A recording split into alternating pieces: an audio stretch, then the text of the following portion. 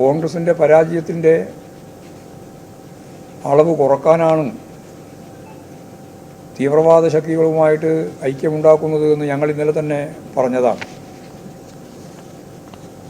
ഇപ്പോൾ മുന്നണി എന്ന രീതിയിൽ ഞങ്ങളത് പ്രവർത്തിക്കുന്നില്ല, നിങ്ങളുടെ വോട്ട് ഞങ്ങൾക്ക് വേണ്ട എന്ന് ഒന്നാമത്തെ ശ്വാസത്തിൽ പറയുക. രണ്ടാമത്തെ ശ്വാസത്തിൽ എല്ലാവരുടെയും വോട്ട് വേണം എന്ന് പറയുകയും ചെയ്യും. പിന്നെ SDP-ക്കാരുടെ വോട്ട് വാങ്ങാമെങ്കിൽ പിന്നെ അവരുടെ പിന്തുണ എന്ന് പറയുന്നതിലെന്താ പ്രശ്നം? സത്യം പറഞ്ഞാൽ വളരെ ആസൂത്രിതമായിട്ട് നടന്ന ഒരു നീക്കമാണ് യഥാർത്ഥത്തിൽ കേരളത്തിലെ SDP-യുമായിട്ട് ബന്ധപ്പെട്ട UDF-ൻ്റെ ബന്ധം. ഇന്നിപ്പോൾ ചില ആളുകൾ, ചില മാധ്യമങ്ങൾ തന്നെ SDP-യും CPIM-ഉമായി ചർച്ച നടത്തിയിരുന്നു എന്ന് ആധികാരികമായിട്ട് പറയുന്ന നില സ്വീകരിച്ചിട്ടുണ്ട്. അതിനെതിരായിട്ട് കേസ് കൊടുക്കാൻ ഞങ്ങൾ ഉദ്ദേശിക്കുന്നുണ്ട്. എന്ത് തോന്നിയാസവും വിളിച്ചു പറയാൻ കുറച്ച് ആളുകൾ, അത് മാധ്യമത്തിൻ്റെ പേരും പറഞ്ഞുകൊണ്ടാണ് നടക്കുന്നത്. അങ്ങനെ CPIM-ഉം അതുപോലെ തന്നെ SDP-യുമായിട്ട് ഒരു ചർച്ചയും നടന്നിട്ടില്ല. നടക്കാത്ത ഒരു കാര്യം നടന്നു എന്ന് വളരെ വലിയ രീതിയിൽ പ്രചരിപ്പിക്കാൻ നടത്തുന്ന ശ്രമത്തെ ചിലതെല്ലാം നിയമപരമായിട്ട് തന്നെ കൈകാര്യം ചെയ്യേണ്ടി വരുമെന്ന് തന്നെയാണ് അത് സംബന്ധിച്ച് പറയാനുള്ളത്. അപ്പോൾ കോൺഗ്രസ് അതിൻ്റെ രണ്ട് പ്രമുഖ നേതാക്കൾ ഇത് പറയുമ്പോഴും കോൺഗ്രസിനുള്ള അംഗീകാരമാണ് SDP-യുടെ പിന്തുണ എന്ന് പറഞ്ഞാൽ KPCC പ്രസിഡന്റ് കേരളത്തിൽ ഇപ്പോഴും ഒരക്ഷരം വേറെ പറഞ്ഞിട്ടില്ല. പ്രേമേന്ദ്രൻ പറഞ്ഞത് വോട്ട് വേണം എന്ന് തന്നെയാണ്. മുരളി പറയുന്നതും അതുതന്നെയാണ്. അപ്പോൾ UDF-ൻ്റെ പ്രതിനിധികളും മത്സരിക്കുന്ന പ്രധാനപ്പെട്ട നേതാക്കളും കോൺഗ്രസ് പറഞ്ഞ ഈ നിലപാടിനോട് അല്ല, കോൺഗ്രസ് രണ്ടാമത് പറഞ്ഞ വോട്ട് വേണമെന്നുള്ള നിലപാട് തന്നെയാണ് നിൽക്കുന്നത് എന്ന് നമുക്കിതിൻ്റെ ഭാഗമായിട്ട് കാണാൻ കഴിയും. പിന്നെ ഇപ്പോഴും വിവാദമായിട്ട് നിൽക്കുന്ന ഒരു കാര്യം, വേണുഗോപാലൻ്റെ നിയോജക മണ്ഡലത്തിലും കോൺഗ്രസിൻ്റെയും ലീഗിൻ്റെയും കൊടി ഒഴിവാക്കാനുള്ള നിലപാട് സ്വീകരിച്ചു എന്നാണ്. കോൺഗ്രസ് മത്സരിക്കുന്ന എല്ലാ മണ്ഡലത്തിലും ഒരേ നിലപാട് സ്വീകരിക്കേണ്ടത്, എന്നാലും അതുമില്ല. പിന്നെ എന്തുകൊണ്ടാണ് ഈ കൊടി ഒഴിവാക്കുന്നത് എന്നുള്ളതിന് കാര്യകാരണ നിയമമടിസ്ഥാനത്തിൽ പറയണ്ടേ, അതും പറയുന്നില്ല. ഞങ്ങൾ തീരുമാനിച്ചിരിക്കുന്നു കൊടി രണ്ടും വേണ്ട എന്ന് പറഞ്ഞാൽ കഴിഞ്ഞ തിരഞ്ഞെടുപ്പിൻ്റെ ഭാഗമായിട്ട് വയനാട്ടിലെത്തിയപ്പോൾ കോൺഗ്രസിൻ്റെ കൊടിയും ലീഗിൻ്റെ കൊടിയും, ലീഗിൻ്റെ കൊടിയെന്ന് മാത്രം പറഞ്ഞാൽ പോരാ, ലീഗിൻ്റെ ഒരു 1.5 കൊടിയാണ്, വലിയ കൊടിയാണ്. ആ കൊടി വീശി ആഹ്ലാദഭരിതമായ ഒന്നൊരു അന്തരീക്ഷം സൃഷ്ടിച്ച് നോമിനേഷനെല്ലാം കൊടുത്തു പോകുമ്പോൾ ഡൽഹിയിലെത്തുമ്പോഴേക്ക്, ഉത്തരേന്ത്യയിലെത്തുമ്പോഴേക്ക് BJP-ക്കാർ അതിശക്തിയായിട്ട് പ്രചരിപ്പിച്ചു രാഹുൽ ഗാന്ധി മത്സരിക്കുന്ന മണ്ഡലത്തിൽ കോൺഗ്രസിൻ്റെ പതാകയോടൊപ്പം മുസ്ലിം ലീഗിൻ്റെ അല്ല, അത് പറഞ്ഞിട്ടില്ല അവർ, പാകിസ്ഥാൻ പതാകയാണ് ഉയർത്തിയത് എന്ന്. പാകിസ്ഥാൻ പതാക ഉയർത്തി എന്ന് പറയുമ്പോൾ ഉണ്ടാകുന്ന ഉത്തരേന്ത്യയിലൊരു ചിത്രമുണ്ടല്ലോ, അതിനെ മറികടക്കാൻ കോൺഗ്രസിനാകുന്നില്ല. അതുകൊണ്ട് ഇപ്രാവശ്യം അവർ പറഞ്ഞിരിക്കുകയാണത്രേ, രണ്ടാളെ കൂടിയും വേണ്ട. രാഹുൽ ഗാന്ധിയെ പോലെയുള്ളൊരു നേതാവ് വന്ന് മത്സരിക്കുന്ന നിയോജക മണ്ഡലത്തിൽ കോൺഗ്രസിൻ്റെ കൊടി ഉയർത്താൻ ധൈര്യപ്പെടാതെ ഇവരാണോ വർഗീയതയെയും ഫാസിസത്തെയും എതിർക്കാൻ പുറപ്പെടുന്നത് എന്ന ചോദ്യം വളരെ ലളിതമായിട്ടാണ് മുഖ്യമന്ത്രി ചോദിച്ചത്. ആ ചോദ്യത്തെ അതിശക്തിയായിട്ട് വിമർശിച്ചുകൊണ്ടാണ് ചില കോൺഗ്രസ് നേതാക്കന്മാർ ഉൾപ്പെടെ രംഗത്ത് വന്നത്. പക്ഷെ അവർക്ക് പറയാനില്ല. അവർ പറയുന്ന ഒരേ കാര്യം, ഞങ്ങൾ തീരുമാനിച്ചിട്ടുണ്ട്, നിങ്ങൾക്ക് തോന്നും പോലെ തീരുമാനിക്കാതെ നിങ്ങൾ അതിനനുസരിച്ച് വേറെ എന്തെങ്കിലും ചെയ്യുക, അതൊന്നും കണ്ടാൽ പിന്നെ മിണ്ടാൻ പാടില്ല എന്നുള്ള നിലപാട് സ്വീകരിക്കാൻ പറ്റില്ലല്ലോ. നിങ്ങൾ കൊടി ഉപേക്ഷിച്ചതിൻ്റെ കാര്യം എന്താണെന്ന് ജനങ്ങളോട് പറയണം, അത്രയേ ഉള്ളൂ. അത് ലീഗും കൂടി കെട്ടിയതുകൊണ്ടാണ് എന്ന്, ശരി, നിങ്ങൾക്കതിനെ നേരിടാൻ ഉത്തരേന്ത്യയിൽ സാധിക്കുന്നില്ല, അതുകൊണ്ട് ഞങ്ങൾ കൂടി വേണ്ടാതിരിക്കുന്നു. KC വേണുഗോപാലൻ സംഘടനാ സെക്രട്ടറിയാണ്, ജനറൽ സെക്രട്ടറിയാണ് അഖിലേന്ത്യാ തലത്തിൽ. അദ്ദേഹം മത്സരിക്കുന്ന സ്ഥലത്തും ലീഗിൻ്റെ കൂടി വേണ്ടാതെ തീരുമാനിച്ചു. ലീഗുകാരുടെ ഒരു ദുരന്തം എന്നല്ലാണ്ട് എന്തു പറയുക. നേരത്തെ തൊപ്പി ഊരി വെച്ച് മാത്രമേ സ്പീക്കറാവാൻ പറ്റുള്ളൂ എന്ന് പറഞ്ഞതാണ് CH മുഹമ്മദ് കോയോട്. അന്നത് ഊരി വെച്ചിട്ടുണ്ട്. ഇനിയിപ്പോഴും കൊടി ഉയർത്താൻ പാടില്ല എന്ന് തീരുമാനിച്ചിരിക്കുകയാണ്. അതിൻ്റെ ഭാഗമായിട്ട് കോൺഗ്രസിൻ്റെ കൊടിയും ഉയർത്തേണ്ടതില്ല എന്ന് തീരുമാനിക്കുന്ന അതിദയനീയമായ ഒരു ചിത്രം തന്നെയാണ് ഇപ്പോഴും ഈ തെരഞ്ഞെടുപ്പിൻ്റെ ഭാഗമായിട്ട് നമ്മൾ കണ്ടുകൊണ്ടിരിക്കുന്നത് എന്നുള്ളതാണ് അതുമായി ബന്ധപ്പെട്ട് പറയാനുള്ള കാര്യം. അപ്പോൾ പാകിസ്ഥാൻ കൊടിയാണ് എന്നുള്ള പ്രചരണം വരും എന്നുള്ളതുകൊണ്ട് അവർ ആ പ്രചരണം ഒഴിവാക്കാൻ ഭയന്നുകൊണ്ടാണ് ഇപ്പോൾ കാര്യങ്ങൾ തീരുമാനിക്കുന്നത്. വളരെ പ്രധാനപ്പെട്ട മറ്റൊരു കാര്യം, സൈനിക സ്കൂളുകളെല്ലാം RSSന് വിറ്റുകൊണ്ടിരിക്കുന്നു എന്നുള്ളതാണ്. അപ്പോൾ മാനേജ്മെൻറ്റ് മാറ്റം വരുന്നു എന്നുള്ളതല്ല അതിൻ്റെ ഏറ്റവും പ്രധാനപ്പെട്ട കാര്യം. ഇന്ത്യൻ സൈന്യത്തിലെ പ്രബലമായൊരു വിഭാഗമാണ് സൈനിക സ്കൂളിൽ നിന്നും വരുന്ന യോദ്ധാക്കളായിട്ടുള്ള സൈന്യത്തിൽ ചേർന്ന് വരുന്ന ആളുകൾ. അപ്പോൾ അത് ആദ്യം മുതലേ RSSൻ്റെ ഭാഗമാക്കി RSS വൽക്കരിക്കാനുള്ള ബോധപൂർവമായ ഇടപെടലാണ്. കേവലമായിട്ടുള്ള മാനേജ്മെൻറ്റ് മാറ്റം മാത്രമല്ല, 62% സ്കൂളുകൾ ഇപ്പോൾ തന്നെ RSSന് കയ്യിൽ കൊടുത്തു കഴിഞ്ഞിരിക്കുന്നു എന്നാണ് വാർത്ത. ഇത് ഇന്ത്യയുടെ രാജ്യരക്ഷയെ ഗൗരവമായി ബാധിക്കുന്നതാണ്. RSS വൽക്കരണത്തിൻ്റെ ഭാഗമായിട്ടാണ് അവർ ഉദ്ദേശിക്കുന്നത്. ഇത് വളരെ ഗൗരവമുള്ളൊരു പ്രശ്നമായിട്ടിപ്പോൾ ഉയർന്നു വരികയാണ്. മറ്റൊരു പ്രധാനപ്പെട്ട പ്രശ്നം, മുമ്പേ തന്നെ വിദ്യാഭ്യാസ മേഖലയെ കാവ്യവൽക്കരിക്കുന്നതിൻ്റെ ഭാഗമായി ചരിത്രമെല്ലാം പുനർനിർമ്മിക്കുന്ന സ്ഥിതിയിലേക്ക് NCERT ടെക്സ്റ്റ് പുസ്തകങ്ങൾ തയ്യാറാക്കുന്നു എന്ന വിമർശനമുണ്ടായിരുന്നു. കാവ്യവൽക്കരണത്തിൻ്റെ ഈ പ്രക്രിയയെ ശക്തിയായിട്ട് ഇടതുപക്ഷമെല്ലാം എതിർത്തിരുന്നു. ഇപ്പോഴ് NCERT തയ്യാറാക്കുന്ന പാഠപുസ്തകത്തിൽ നിന്ന് ചരിത്രത്തിൻ്റെ ഭാഗമായിട്ടുള്ള പലതും ബാബറി മസ്ജിദ് ഉൾപ്പെടെയുള്ള ആ ഭാഗമെല്ലാം മാറ്റി, അതേപോലെ രാമക്ഷേത്രവും അതിൻ്റെ അനുബന്ധവുമായിട്ടുള്ള കാര്യങ്ങൾ ചേർത്ത് അവർക്ക് അനവസരമുണ്ടാകുന്ന ഗുജറാത്ത് കലാപം ഉൾപ്പെടെയുള്ള മുഴുവൻ കാര്യങ്ങളും സാമൂഹ്യ പാഠത്തിൽ നിന്ന് നീക്കിയിട്ടുള്ള NCERT പുസ്തകമാണ് ഇപ്പോൾ വരുന്നത് എന്ന് വ്യക്തമായിരിക്കുകയാണ്. ഇന്ത്യൻ ഇടതുപക്ഷം വളരെ ഉത്കണ്ഠയോടുകൂടി ചൂണ്ടിക്കാണിച്ച വരും തലമുറയെ വർഗീയവൽക്കരിക്കാനുള്ള പാഠപുസ്തകങ്ങൾ ഔദ്യോഗികമായി കേന്ദ്ര ഗവൺമെൻറ് തന്നെ ആസൂത്രണം ചെയ്ത് അത്തരം പുസ്തകങ്ങളാണ് തയ്യാറാക്കി വരുന്നത് എന്നുള്ളതാണ് കാണാനുള്ളത്. ഇതൊക്കെ വരും തലമുറയെ ചരിത്രത്തിൽ നിന്ന് നീതിബോധത്തിൽ നിന്നൊക്കെ മാറ്റി ഹിന്ദുത്വ അജണ്ടയിലേക്ക് ഫാസിസത്തിലേക്ക് നീക്കാനുള്ള ശ്രമത്തിൻ്റെ ഭാഗമാണെന്നുള്ളതാണ് പ്രധാനപ്പെട്ട കാര്യം. ഇത്രയും കാര്യങ്ങളാണ് പൊതുവെ പറയാനുള്ളത്.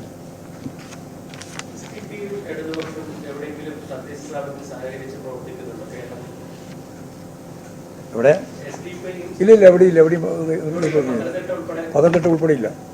അതൊക്കെ വെറുതെ കള്ളപ്രചാരകർ നടത്തിക്കൊണ്ടിരിക്കുകയാണ്. അവിടെ ഞങ്ങളും കോൺഗ്രസ് വിമതന്മാരായ 3 ആളും കൂടി ചേർന്നിട്ടാണ് ഭൂരിപക്ഷം. SDPD അല്ല. അതൊക്കെ മനോരമയ്ക്ക് പിന്നെ പറയാതിരിക്കാൻ പറ്റില്ലല്ലോ, കാരണം അതിൻ്റെ സ്വഭാവം മാറ്റിവെക്കാൻ പറ്റില്ലല്ലോ. പുള്ളിയുടെ പുള്ളി തേച്ച് മായ്ച്ച് അങ്ങനെ കളയാൻ സാധിക്കുന്നതല്ല, അതിൻ്റെ ജന്മനായുള്ള ഒരു സ്വഭാവമാണ്. അതാ കാര്യം. ഇത് എത്രയോ പ്രാവശ്യം അവരോട് പറഞ്ഞാണ്. അവിടെ ഞങ്ങൾക്ക് ഭൂരിപക്ഷം യഥാർത്ഥത്തിൽ കോൺഗ്രസ് വിമതന്മാരായ 3 ആളുകൾ ഞങ്ങളോടൊപ്പം ചേർന്നതോടുകൂടിയാണ് യഥാർത്ഥത്തിൽ അവിടെ ഭൂരിപക്ഷം കിട്ടിയത്. അല്ലാണ്ട് SDPയുടെ ഒരു 3 ആളാണ് അവിടെ SDP. അവരുമായിട്ട് ആ രീതിയിലുള്ളൊരു ബന്ധവും ഞങ്ങൾക്ക് മുനിസിപ്പാലിറ്റിയുടെ ഭാഗമായിട്ടില്ല, എവിടെയില്ല. എവിടെയും നിർത്താൻ പാടില്ല. നമ്മൾ രാജിവെക്കാൻ തീരുമാനിച്ചാണ്, എല്ലാ സ്ഥലത്തും രാജിവെച്ചിട്ടുണ്ട്. RSSും അതുപോലെ തന്നെ BJPയും SDPയും കോൺഗ്രസ് ഉൾപ്പെടെയുള്ളവരുമായിട്ട് ഉള്ള യോജിച്ച ഒരു സംവിധാനവും കേരളത്തിൽ എവിടെയും തദ്ദേശ സ്വയംഭരണ സ്ഥാപനങ്ങൾക്ക് വേണ്ടതില്ല എന്ന് മുമ്പേ തീരുമാനിച്ചാണ്. പല പ്രാവശ്യം രാജിവെച്ച് പോകുന്ന നില ഉണ്ടാവുകയും ചെയ്തിട്ടുണ്ട് ജയിച്ചിട്ട്. ഞങ്ങൾ ആഗ്രഹിക്കാതെ ഞങ്ങൾക്ക് പിന്തുണ നൽകുമ്പോൾ പിന്നെ സ്വാഭാവികമായിട്ടും രാജിവെക്കല്ലാണ്ട് വേറെ വഴി, അങ്ങനെ രാജിവെച്ചിട്ടുണ്ട്. ഇത്രയേ ഉള്ളൂ.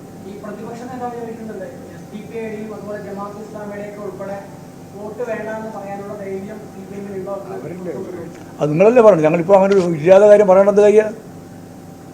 അവർക്കല്ലേ പറഞ്ഞു. അവർ പറഞ്ഞു വോട്ട് കൊണ്ടാന്ന്. അവർ വോട്ടാവാന്നല്ലേ പറഞ്ഞത്.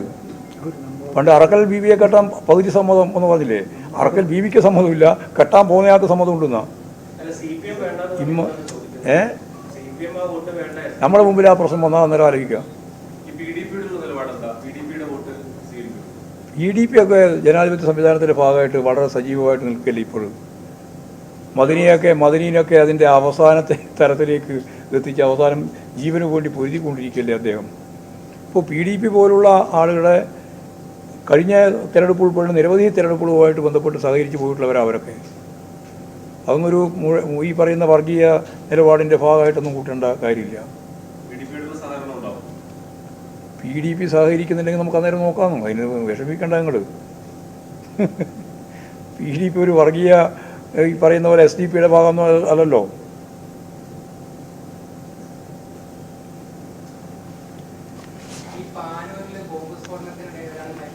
ആ മരിച്ചിട്ടുണ്ട്. പാർട്ടിയായിട്ട് യാതൊരു ബന്ധമില്ല. പാർട്ടി തള്ളിപ്പറഞ്ഞ മുമ്പേ തന്നെ. ഇപ്പോഴും മാത്രമല്ല, മുമ്പ് തന്നെ ഇവരെയൊക്കെ ഈ ഒരു സെറ്റിനെ പാർട്ടി തള്ളിപ്പറഞ്ഞ വിഭാഗമാണ്. പാർട്ടിയായിട്ട് യാതൊരു ബന്ധമുള്ളവരല്ല. ആ അല്ല, എന്തെങ്കിലും സിനിമ എന്ന് പറഞ്ഞിട്ട് RSകാരനും BJPക്കാരനും കൊണ്ടുവരുന്നില്ല. സിനിമ എന്ന് പറയുന്നത് കാര്യമാണ്. അതല്ലേ ഞാൻ പറഞ്ഞത്. കലാമൂല്യമില്ല, സാമൂഹ്യ ബോധത്തെ അടിസ്ഥാനപ്പെടുത്തിയിട്ടുള്ളതല്ല, ശാസ്ത്രീയമായ അവഗ്രഹനമില്ല. അമ്മാതിരിയുള്ള സിനിമ എന്ന് പറയുന്നത് നല്ല സിനിമയാണെന്ന് തിരക്കില്ല. ഇത് ഒരു മൂല്യമില്ലാതെ വെറും കള്ളപ്രചരണം നടത്താൻ വേണ്ടിയിട്ടൊരു സിനിമ എന്ന് പറഞ്ഞ് നടക്കുക. അത് BJP മൂലധനം നിക്ഷേപിച്ചിട്ടുണ്ടെന്നുള്ളത് ശരിയാണ്. പക്ഷേ അത് ഈ തെരഞ്ഞെടുപ്പിൻ്റെ ഭാഗമായിട്ട് ഉപയോഗിക്കാൻ പാടില്ലല്ലോ. ദൂരദർശൻ അതാ പറഞ്ഞത്. ആവിഷ്കാര സ്വാതന്ത്ര്യത്തിൻ്റെ പ്രശ്നമൊന്നുമല്ല. ഞങ്ങൾ കേസ് കൊടുത്തില്ല, നിരോധിക്കണം ഞങ്ങൾ പറഞ്ഞിട്ടുമില്ല. ബംഗാൾ ഗവൺമെൻറ്റാണ് പറഞ്ഞത് അത് നിരോധിക്കണം. ഞങ്ങളതിന് ആശയപരമായിട്ട് നേരിടാൻ തന്നെയാണ് തീരുമാനിച്ചത്. അത് തന്നെയാണ് ഞാനിപ്പോൾ ഇവിടെയും ചൂണ്ടിക്കാണിച്ചത്.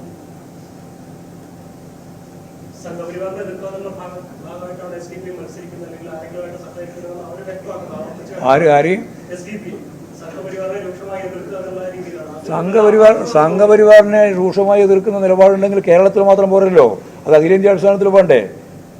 അത് തമിഴ്നാട്ടിൽ ഏറ്റവും പ്രധാനപ്പെട്ട ഇന്ത്യ മുന്നണിയുടെ ഭാഗമായിട്ടല്ലല്ലോ അത് നിൽക്കുന്നത്. അതിൽ നിന്ന് വ്യത്യസ്തമായിട്ട് ഡെണ്ടികൾ മത്സരിക്കുകയല്ലേ അവർ. അവിടെ ഞങ്ങളുടെ സ്ഥാനാർത്ഥിയാണ് CPIMൻ്റെ. അപ്പോൾ അതൊന്നുമല്ല കാര്യം. അതൊക്കെ അവസരവാദപരമായി പറയാമെന്ന് മാത്രമേ ഉള്ളൂ. അവർക്ക് വേണ്ടിയിട്ട് നിങ്ങൾ ചോദ്യം ഉന്നയിക്കുന്നത് മാത്രമേ ഉള്ളൂ. അത്രയേ ഉള്ളൂ ഇതിൻ്റെ അടിസ്ഥാനം. അവർ ഇന്ത്യ മുന്നണിക്ക് അനുകൂലമായ നിലപാട് സ്വീകരിക്കുന്നവരൊന്നുമല്ല.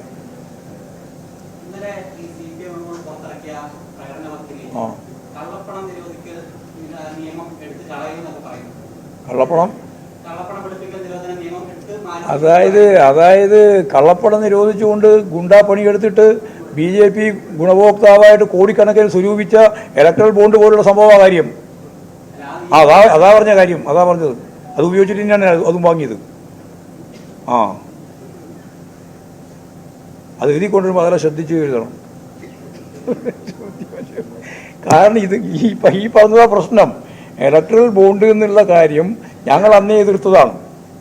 കമ്മ്യൂണിസ്റ്റ് പാർട്ടി ഓഫ് ഇന്ത്യ മാർക്സിസ്റ്റിൻ്റെ ജനറൽ സെക്രട്ടറി സഖാവ് സീതാറാം യെച്ചൂരി അതിൻ്റെ ഭാഗമായിട്ടാണ് സുപ്രീം കോടതിയിലേക്ക് പോയത്. ആ കേസ് വിജയിച്ച് നിൽക്കുകയാണ്. ആ വിജയിച്ച് നിൽക്കുന്ന പശ്ചാത്തലത്തിലാണ് ഇത്തരത്തിലുള്ള തെറ്റായ പ്രചാരവേല നടത്തിയിട്ട് ഇവരെ സഹായിക്കാൻ നടത്തുന്ന ഈ നിയമത്തിൻ്റെ പ്രശ്നം ഉന്നയിക്കപ്പെട്ടത്. അതാ കാര്യം. സിദ്ദിഖോ ഹസൻ ദേശീയ നേതാവായ അനിരാജ പ്രചാരണത്തിൽ ജനതാദളിന്റെയോ നാഷണൽ ലീഗിന്റെ ഒന്നും പൊടി ഉപയോഗിച്ചില്ല, പച്ചയായതുകൊണ്ട് എന്ന് അദ്ദേഹം പറഞ്ഞിരുന്നു. അതിൽ വല്ല ഗൗരവമുള്ള ഒരു പ്രശ്നമില്ല. എല്ലാം സഹായിക്കുന്നവരെല്ലാം ഞങ്ങൾ ചേർത്ത് പിടിച്ച് ഇവിടേക്ക് പോവാം. അതുകൊണ്ട് കുഴപ്പമൊന്നും ഞങ്ങൾ ധൈര്യമുണ്ടല്ലോ പറയാൻ. നല്ല ആർജവത്തോടുകൂടി പറയല്ലോ ഈ കൊടി ഇന്ന ആളാണെന്ന്. അത് പറയാൻ ധൈര്യമില്ലാതെ കോൺഗ്രസിൻ്റെ ഒപ്പം കൂട്ടിക്കെട്ടണ്ട. മനസ്സിലായില്ലേ? ആവശ്യമില്ലാതെ ചോദിച്ചു എന്തിൻ്റെ കാര്യം. ഞങ്ങൾക്ക് ഏത് കൂടി കെട്ടുന്നതിന് താല്പര്യമാണ്. ആരെ കൂടിയാലും നമ്മൾ ഇന്നയാളെ കൂടിയാ പറയും. അതിലൊന്നും ഞങ്ങളെ ഭയപ്പെടുത്താൻ നോക്കണ്ട. BJPയും സംഘപരിവാർ വിഭാഗം BJP സംഘപരിവാർ വിഭാഗം പേടിപ്പിച്ചാൽ പേടിക്കുന്നത് കോൺഗ്രസ് ആണെന്നൊക്കെ മനസ്സിലായില്ലേ? ലീഗുമാണ്. അതിൽ ഞങ്ങളെ മേലെ എന്തിനാണത് ഭരിച്ചു കിട്ടുന്നത്? ഈ മനുഷ്യാവകാശ കമ്മീഷന്റെ നിയമനത്തിൽ എന്താ ഗവർണർ അംഗീകരിച്ചുകൊണ്ടാണ്? അത് പ്രതിപക്ഷ നേതാവ് എന്താ പറയുന്നതെന്ന് പ്രതിപക്ഷ നേതാവിന് മനസ്സിലാകുന്നില്ല. നിങ്ങൾ ആലോചിക്കുക, എന്താ ഇതിനകത്ത് കാര്യം? 10 മാസം മുമ്പ് ഗവൺമെൻറ് കൃത്യമായി തീരുമാനിച്ച് ഗവർണർക്ക് അയച്ചു. ആ ഗവർണർ അവിടെ വെച്ചു. എന്നിട്ട് 10 മാസത്തിന് ശേഷം അത് അംഗീകരിച്ച് കൊണ്ടുവരുന്നു. അതിന് പിന്നെ എന്ത് ബന്ധമെന്നാണ് പറയുന്നത്? അത് അംഗീകരിച്ചു. ഗവർണറോട് ചോദിക്കണം എന്താ കാര്യം. ഗവർണർ എന്തൊക്കെ ചെയ്യുന്ന വല്ല വ്യക്തതയുള്ള ഒരു ഗവർണറാണോ കേരളത്തിലെ ഗവർണർ? അതുകൊണ്ട് അത് രണ്ടും കാണുമ്പോൾ ഉടനെ തന്നെ പ്രതിപക്ഷ നേതാവിനൊരു സ്റ്റേറ്റ്മെൻറ്റ്, അത് അസംബന്ധ സ്റ്റേറ്റ്മെൻ്റ് ആണെന്നാണ് അതിൻ്റെ കൃത്യമായ അർത്ഥം. ഗവർണർ ഒപ്പിടാതെ 10 മാസം വെച്ചതിനെ വിമർശിക്കുകയല്ല ചെയ്യുന്നത്, ഇപ്പോൾ ഒപ്പിട്ടതിനെ ഗവർണർക്ക് എതിരായിട്ട് നിങ്ങൾ ഉപയോഗിക്കുകയാണ്. അയ്യോ, നിങ്ങളെന്താ ഒപ്പിട്ടതെന്ന ചോദ്യത്തിൻ്റെ അർത്ഥം.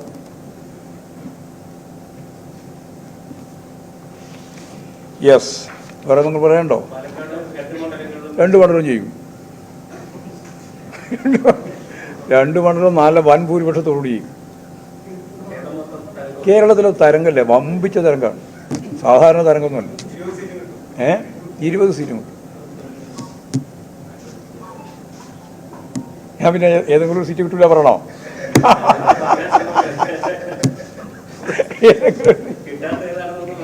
അതാ ഞാൻ പറഞ്ഞത്, ഏതെങ്കിലും ഒരു സീറ്റ് കിട്ടില്ല എന്ന് പറയണല്ലോ. 20 സീറ്റും ജയിക്കാൻ പോവാണ്.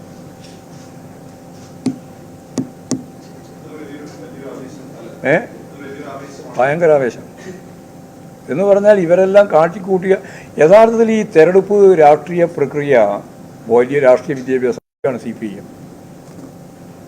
അതുകൊണ്ട് ആരെയെങ്കിലും അങ്ങോട്ടും ഇങ്ങോട്ടും അല്ലുന്നൂലും പറഞ്ഞ് കാര്യം കൈകാര്യം ചെയ്യല്ല വേണ്ടത്. LDFിൻ്റെ യോഗത്തിൽ UDFിന് പറയാം, UDFിൻ്റെ യോഗത്തിൽ LDFിന് പറയാം, അതല്ല ഉദ്ദേശം. യഥാർത്ഥ രാഷ്ട്രീയം എന്താണ്? ഇന്ത്യ അഭിമുഖീകരിക്കുന്ന ഏറ്റവും വലിയ ഗൗരവതരമായ പ്രശ്നം എന്താണ്? ഈ ഇന്ത്യ ഇതേപോലെ തന്നെ നിലനിർത്തണം എന്നുള്ളതും, ഈ ഇന്ത്യ അടിമുടി ആയുധവൽക്കരിക്കപ്പെട്ട ഭരണകൂടത്താൽ നിയന്ത്രിക്കുന്ന ഒരു ഫാസിസ്റ്റ് ഹിന്ദുത്വ രാജ്യമാവണം എന്നുള്ളതാണ് ഇവിടെ ഏറ്റുമുട്ടുന്നത്. ഇത് വൻ വിഭാഗങ്ങളായിട്ട് വേർതിരിക്കപ്പെട്ടിരിക്കുകയാണ് ഇന്ത്യയിൽ. അപ്പോൾ അതിൽ ഇടതുപക്ഷ ജനാധിപത്യ മുന്നണിക്ക് കേരളത്തെ സംബന്ധിച്ചിടത്തോളം വലിയ പ്രതീക്ഷയാണ് ഉള്ളത്. ജനങ്ങൾ കൃത്യമായിട്ട് ആ ദിശാബോധത്തിലേക്ക് വരുന്നു എന്നുള്ളതാണ് ഞങ്ങൾക്ക് ആവേശം നൽകുന്ന കാര്യം.